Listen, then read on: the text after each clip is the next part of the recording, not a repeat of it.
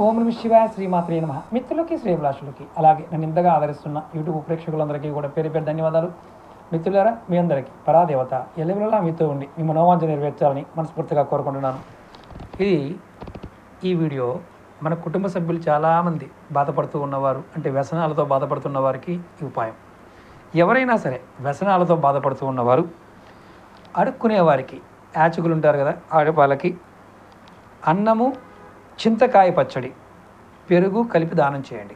అన్నము, చింతకాయ పచ్చడి, పెరుగు, ఇవి 3 కలిపి దానం చేయడం వల్ల తొందరలో మీరు వ్యసనాల నుండి బయటపడతారు. చాలామంది కొన్ని చెడు వ్యసనాలకు అలవాటు పడతారు. అది సిగరెట్టు, మందు, మగువ, పేకాడ, ఇలాంటివన్నీ.